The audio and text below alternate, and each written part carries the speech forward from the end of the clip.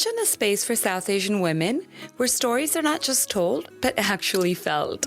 This is Rue, Rising Over Obstacles and Healing, brought to you by Jyoti and Monica, two friends who set out to carve a little space and make a difference by sharing stories and fostering healing and strength within our community. We invite you to listen and reflect, finding your own path one story at a time.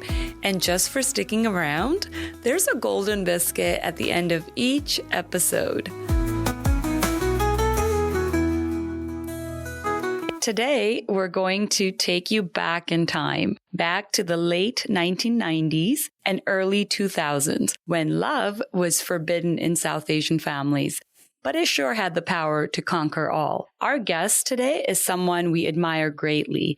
She's lived through it all and is here to share how a teenage crush turned into a lifelong marriage. Let's welcome this sweet guest of ours. Hello, everyone. My name is Sonia, and I'm going to tell you a little bit about myself, a little bit background. I was born and raised in the U.S. on the East Coast. I lived with my parents, my mom, dad, and my younger sister. We lived in an area where there was more an American community than a South Asian community. We used to go to Gurdwara, and then that's where we meet everyone from our own culture.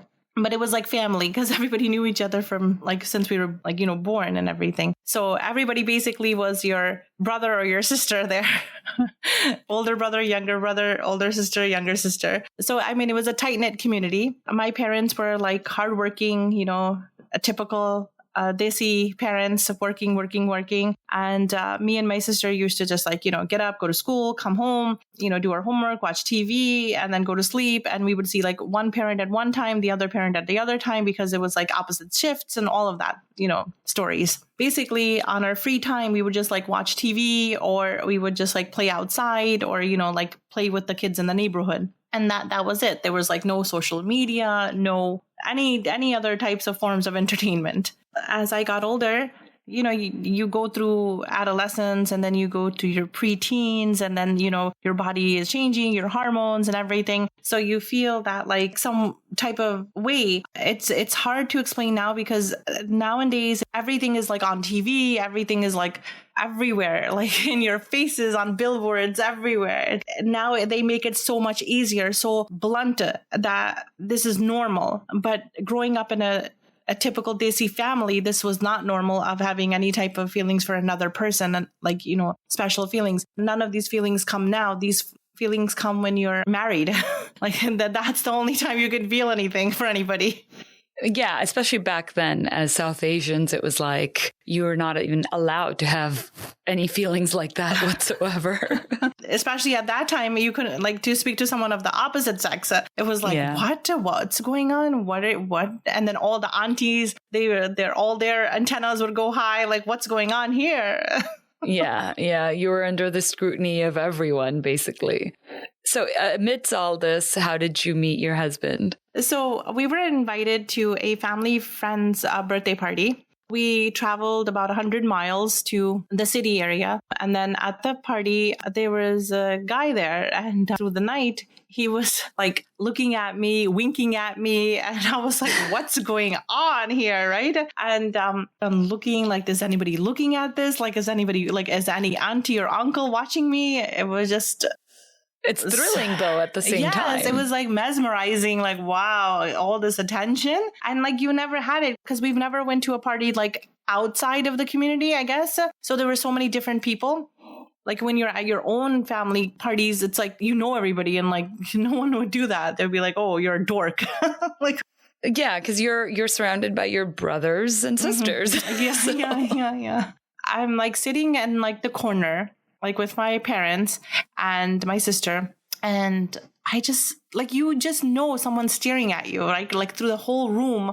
I just kept on noticing that, oh my God, right? So then I don't know what was happening to me too. I was wow, this is interesting. But I would never do anything or say anything, right? Yeah, you wouldn't act out on those feelings. No way, right? But again, I'm the adventurous type.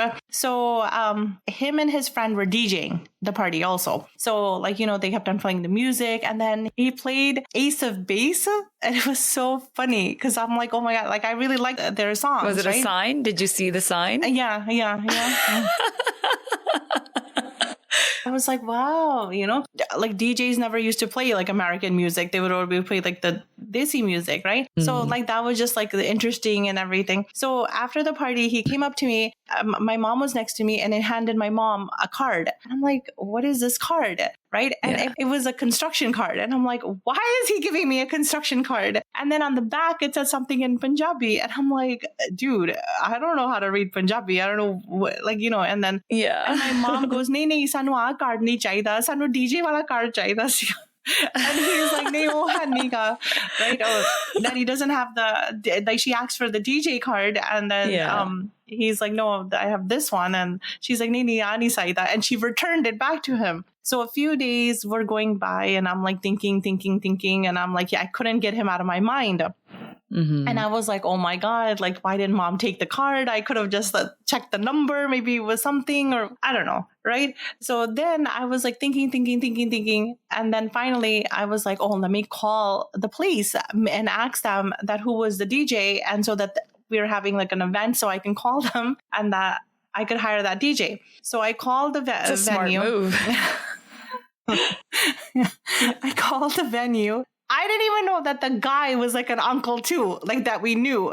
So he was like, who is this person? Like he knew everybody that came to the event. So anyways, but he did give me the number. We didn't have cell phones back then. I think there were only beepers, so no cell phone. So it was the house number. So I called the house number and no one picked up. So then I'm like, okay, whatever, forget about it. So then I think the next day, I think I tried in the evening and he picked up. And then when he picked up, we were talking and I had to do a whole test on him. Are you the same person? Right? So then he said yes, like everything I asked him and he said yes, right to it. And then I asked him that, oh, who am I? Right? Like if I'm calling you. And he was like that he knew that I was wearing a black suit. So he's like, oh, the girl that was wearing the black suit. And I was like, well, there were two girls there that were wearing a black suit that I had to do even more investigation because I'm like, no, what if he's like a player or something that he's just trying to do it with, trying to hit on both of the girls that were wearing the black suits.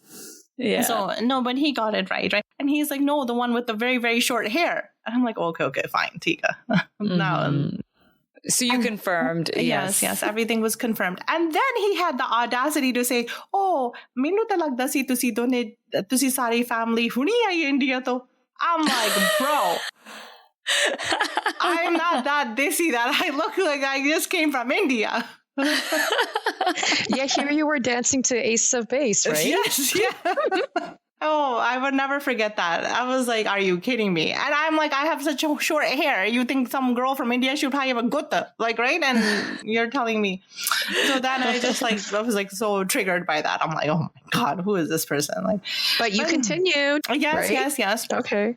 So then we just talked on the phone and everything. And then he was just so adamant that he needed to come and see me, right? So then we just set up a time, and then I didn't know I have never done this before. I have no idea anything. And the first thing that came out of my mouth, oh, let's meet at the Gurdwara. Wow. That was smart move. Oh yeah. I really needed to get some lessons on this. I didn't know anything.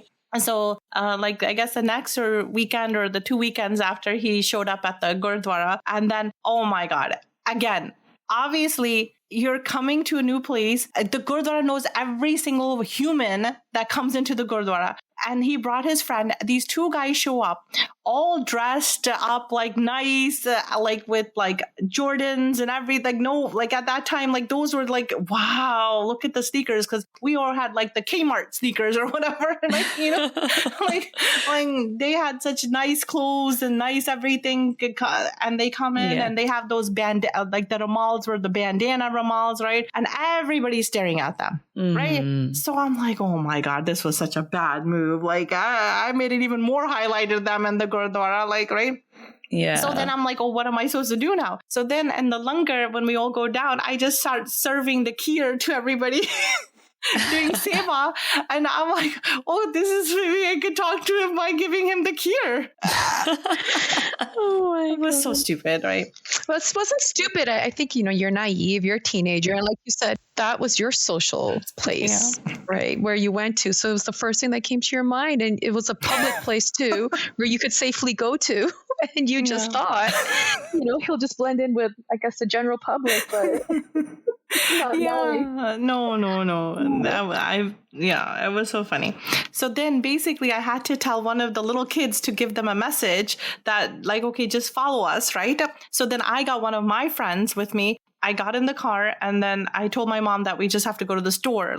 And then there was like a small park place behind the Gurdwara, like a few blocks down. Mm-hmm. So and then we just met, and then it was so awkward because like it was just like on the phone we used to talk, and I'm like, what is going on? Everything was just like so racing, and like it's really physically your body races, like it's like your brain and your heart, and you don't know what's going on, and you're just like. It's that adrenaline rush, right? Like you're happy to see this person you've been speaking to, but then on the back of mind, you're also like, well, I'm here with my family where someone sees us. Which actually, you know what? Actually, you used to kind of add to the excitement a little yes. bit. Yeah. Right? Like it was like that adrenaline rush, Yeah. So this is how your love story started. Mm-hmm. But of course, things are not that easy, especially in our culture and especially at that time. So what challenges did you face at that point then?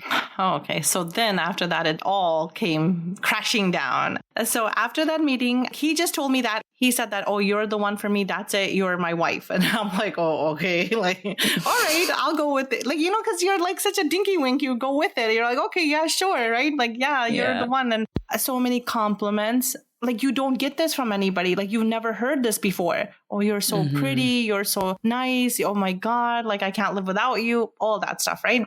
Yeah. So after that was over, like, okay, like we left and everything, and then just phone calls. And then I had to like walk always like 2-3 blocks to the payphone to call him and all this. And it was just like a thing. So somehow my parents find out because someone tattletaled, like some uncle found out and told Of course. them. I mean, that's that, you were under the scrutiny of everybody at that time. So not surprising there. So he called my dad, and my dad's like, oh, like I was just like dead, right? Like they were like gonna murder me. And so they just found out, and then I was just like under more strict rules. Like before I was able to, like, they wouldn't ask that much, but now they would be asking. So it was getting harder and harder to see him. And then I just, wouldn't stop. Like I would just like skip school, and they would get a phone call that I wasn't in, third period. So then they would yell at me, and then you become so what is that called? Like stubborn, right?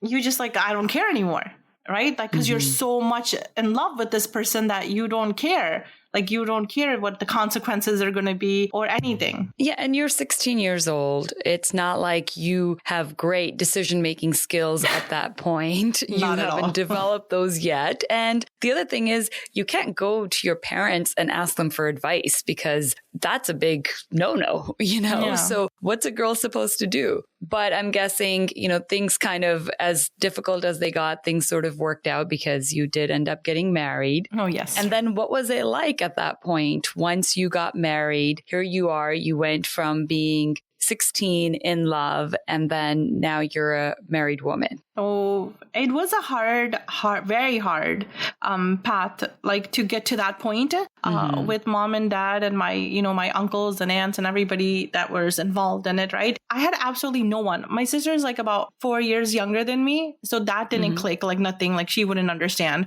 My older cousins, like no way they were going to be a part of this. Like they didn't want to get beat up keeping any of my secrets or anything like that. So no way, right? So like, it was just so hard. Then finally they were like, oh, ਇਹਨੇ ਤਾਂ ਹਟਣਾ ਹੀ ਨਹੀਂ ਕੁੜੀ ਨੇ, ਇਹ ਤਾਂ ਸਾਡੀ ਬੇਇੱਜ਼ਤੀ ਕਰ ਰਹੀ ਆ, ਸਾਰੇ ਲੋਕਾਂ ਨੂੰ ਪਤਾ ਲੱਗ ਜਾਣਾ ਵਾ. So फिर एदा व्याह ही कर दो, रहन दो, व्याह ही कर दो. So like all my family all over the world were calling my parents and telling them, no, just व्याह कर दो, व्याह कर दो. इन्हें नहीं हटना, इन्हें the साडी बेइज्जती करती है, this and that. Like I was just like the black sheep of the whole entire family, from my nanka side, from my dadka side. Like no one wanted anything to do with me.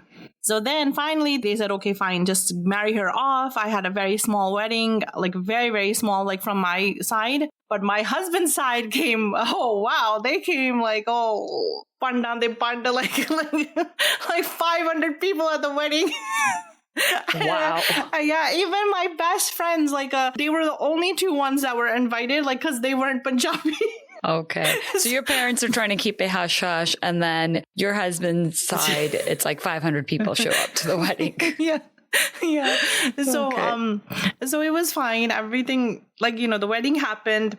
All right. So your parents find out about this person that you're dating and you're in love with, and, you're clearly not ready to let go. So the solution they come up with is just to have you married, right? Quickly hide this from everyone as much as they can, make it look like, it's something good that happened. And you, I'm assuming, said yes to this marriage as well, because now you get to be with this person all the time. There's no hiding or anything. But how was it to be rushed into a marriage as a teenager and that transition into married life at such a young age?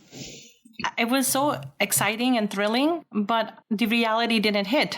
Now this is part 2 now. So now the reality hits you. I'm getting married to the love of my life, the only person I've ever been with, loved, cherished, everything. Like he's my whole life.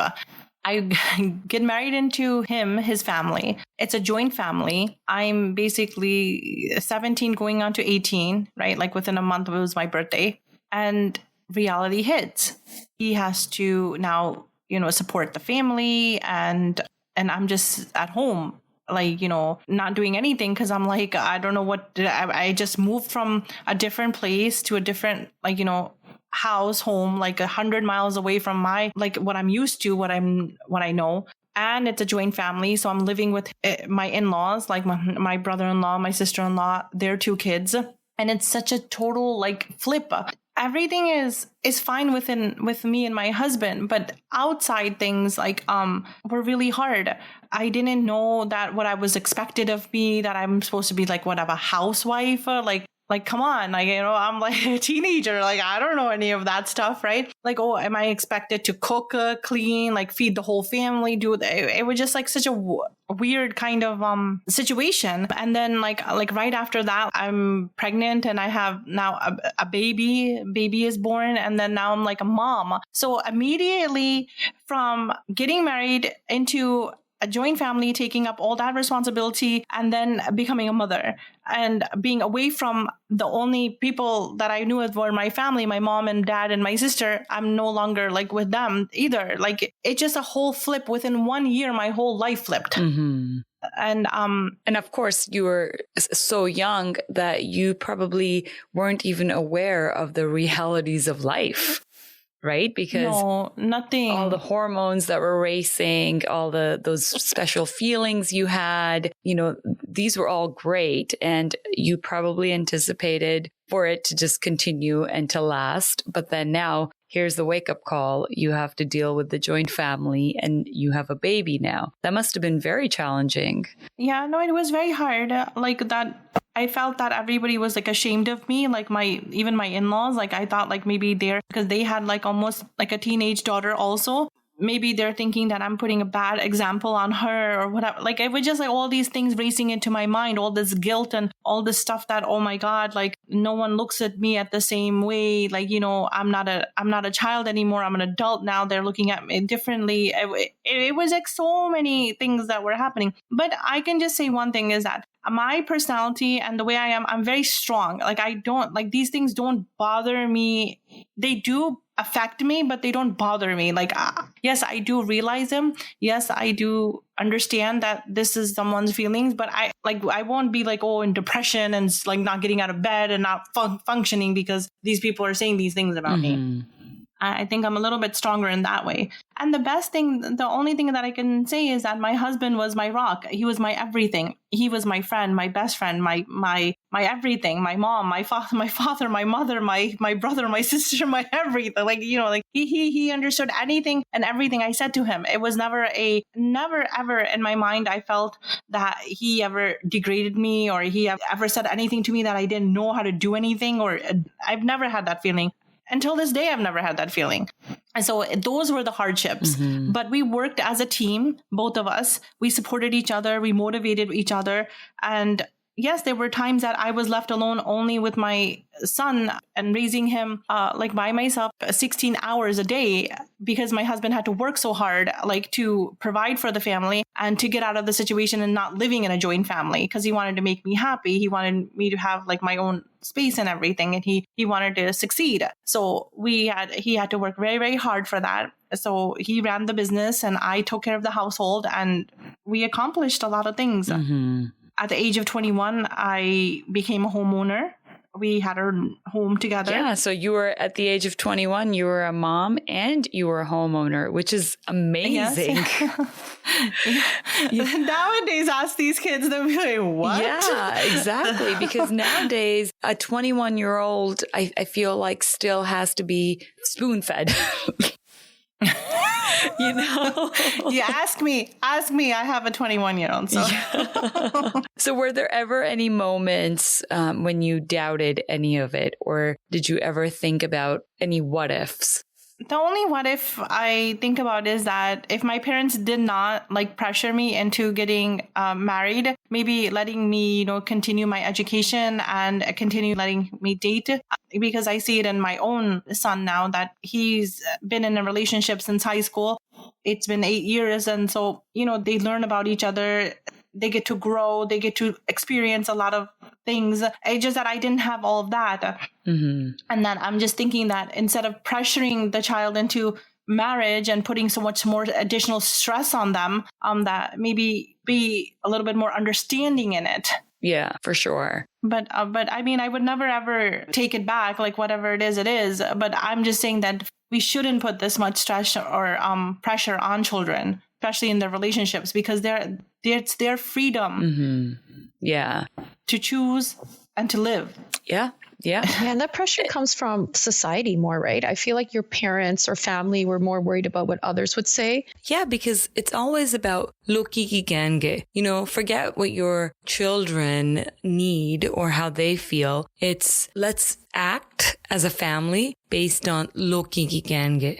It would have been nice if you had the time to really get to know your husband. You're lucky that he turned out to be the gem of a person that he is. But I can't help but wonder, what if it was someone who wasn't trustworthy? When you're 16, 17, you don't have those decision-making skills. You don't have the ability to really understand what life entails and all the ups and downs that you go through.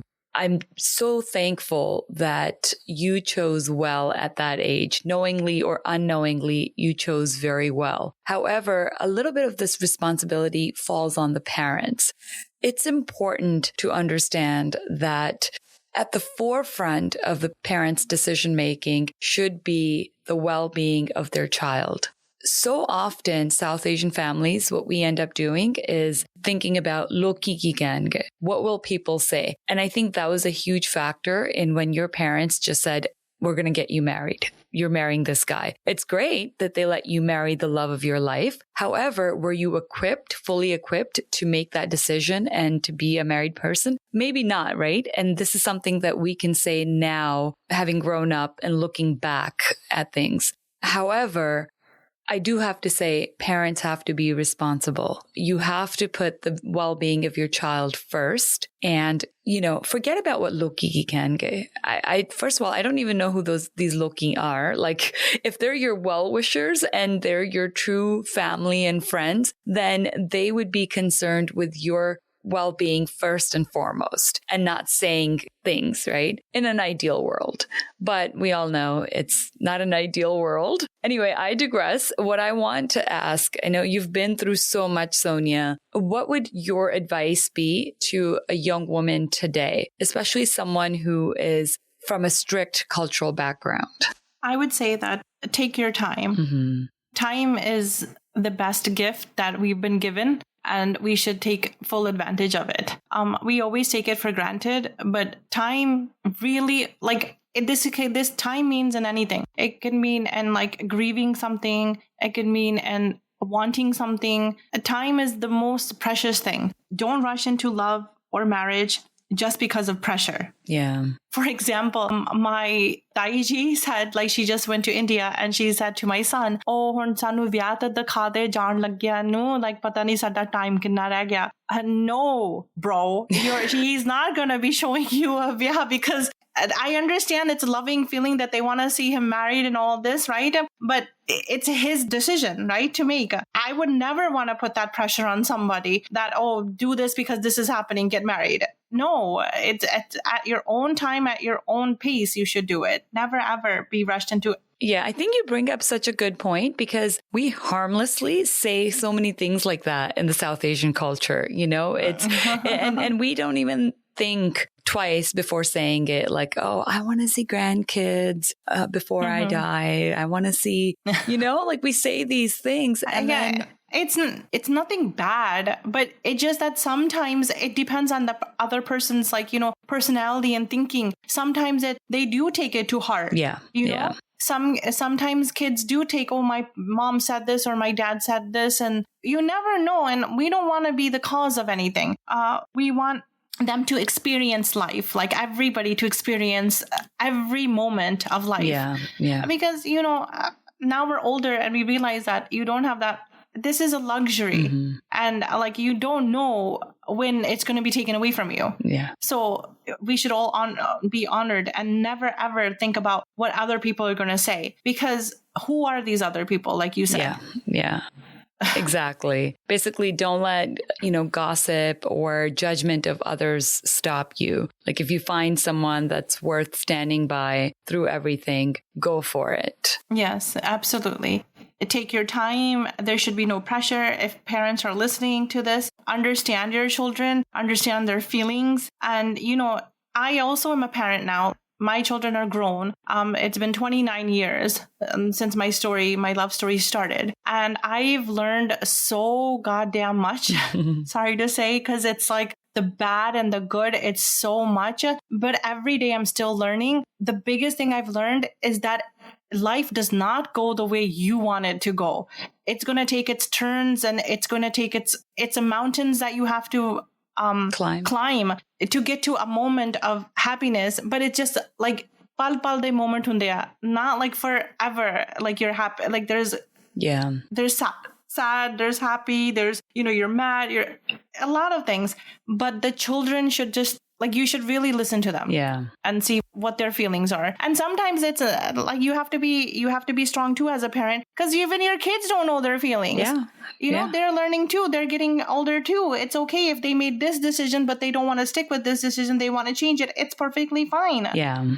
Having that safe space, basically, where your children feel comfortable coming to you, talking to you, discussing their issues, and then just being there and being non-judgmental and really trying to understand their perspective, their feelings, and being there to just not only listen, but then also let them make their own decisions, ask the kind of questions that they have to answer so that they're fully prepared, so that they know, okay, the reason this question is coming at me is not because my parents are questioning my decisions or my parents are going to judge me, but simply because this is a question my parents have because they want my well-being to be first and foremost, and they just need answers to this question.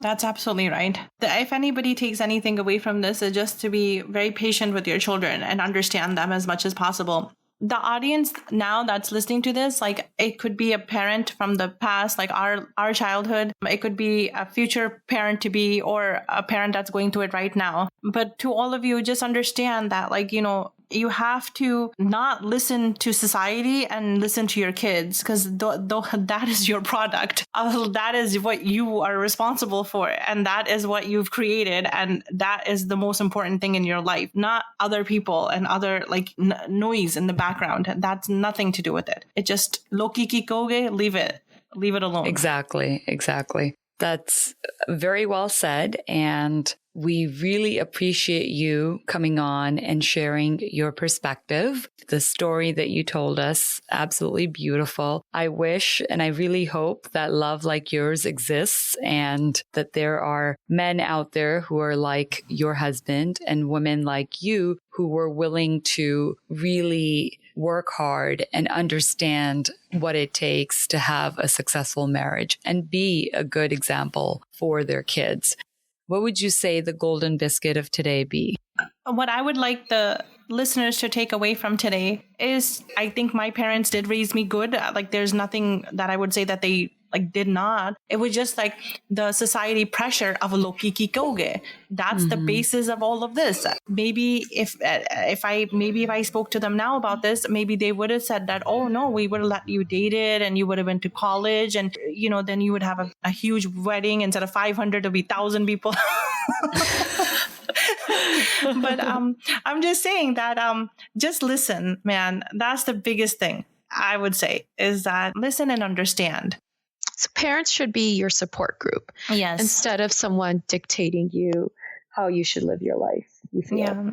I mean, yeah. And especially a mom, like a mother, like I just can't live thinking that my child is in pain. If I could do anything to take it away, I would do it in a heartbeat. I just don't understand why other parents don't see that, and they just see Loki kikoge, like what other people are going to say. But they don't see the pain that your child is going through, or what misunderstandings are being created because you're not listening to the child. That's basically what I think that everybody should, get out of this, is that, please, I think the best thing is to have you both ears open and listen to them. So I would say, if we were to sum it all up, the golden biscuit is forget what Loki kikenge and put your children first and foremost, always. Always. Well, thank you so much, Sonia, for coming on and sharing your story. I know that listeners will walk away feeling hopeful and empowered, and have a few chuckles along the way listening to this. Thank you for listening to Rue. We appreciate you joining us as we cultivate a community of strong, empowered women, one story at a time. If you or someone you know has a story you'd like to share, please contact us at roodaraz@gmail.com. That's ROOHDARAAZ@gmail.com.